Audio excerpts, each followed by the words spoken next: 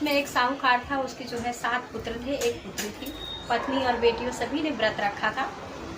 तो और भाई की जो बहन थी वो भाइयों की बड़ी लाडली थी। जब सभी भाई शाम को खाना खाने के लिए आए तो अपनी बहन को बुलाने लगे, बहन आओ तुम भी जो है भोजन कर लो। तो उसकी बहन ने उत्तर दिया, भाई अभी चांद नहीं निकला, जब चांद निकलेगा अर्घ देकर ही तब मैं जो भोजन करूँगी। भाइयों को बड़ी चिंता हुई कि मेरी बहन ने कभी भी व्रत रखा नहीं था, अब इतनी देर से भूखी है, जो है इसके लिए कुछ उपाय करना चाहिए। उन्होंने क्या काम किया, 7 भाइयों ने नगर के बाहर जाके आग जलाया। आग जलाने के बाद उसे छलनी में से प्रकाश दिखाने को बोले, भाभियों को तो इस बात का पता था कि भाई लोग इनके साथ छल कर रहे हैं, फिर भी जो है भाभियों ने बोली चलो भाभी हम लोग भी खाना खा लेते हैं, चांद को अर्घ देकर वो खाना खा लेते हैं। वो बोली अभी तुम्हारा जो है चांद निकला है, मेरा चांद नहीं निकला है हमारा। तो बोली भाभी, वो जो है बहन जो थी भाभी की बात पे ध्यान ही नहीं दी कि भाभी क्या बोलना चाहती हैं। वो बताई भी, फिर भी उनकी बात पे ध्यान न देके और उसी जो है भाइयों द्वारा दिखाया गया छल से प्रकाश को ही अर्घ देकर भोजन जो है जीम लिया।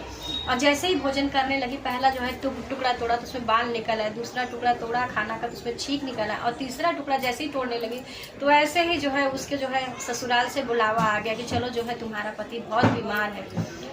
तो वो क्या काम की जो है सब खाना वाना छोड़ के जैसे रोक के जाने लगी। तो उसकी माँ ने एक जो है सोने का वो सिक्का दिया, बोली कि जो भी तुम्हें आशीर्वाद दे सुहागन होने को उसी को सिक्का दे देना। बोली ठीक है। वो जो ननद थी जो अपने घर से जो है वहाँ से निकल गई, जो है वहाँ जब पहुँची, रास्ते में जो है जितने भी लोग पड़े सबके पैर पड़े, पर किसी ने उसे सुहाग का आशीर्वाद नहीं दिया।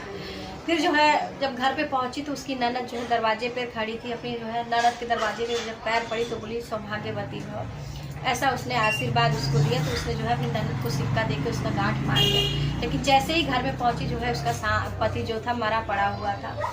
सास को जो है बहुत ही क्रोध आया उसके ऊपर। वो बोली जो है तुम कैसी अभागन हो, तुम्हारे कारण ही मेरे पति की मृत्यु हुई, मेरे बेटे की मृत्यु हुई। अगर तुम ऐसी अभागन नहीं होती तो मेरे पति की मृत्यु नहीं होती, मेरे बेटे की मृत्यु नहीं होती, आज वो भी जो है जिंदा रहता। वो जो है अपने जो है सास का ताना सुनते हुए अपने पति की लाश को लेके एक कोठरी में जाके पड़ी रही।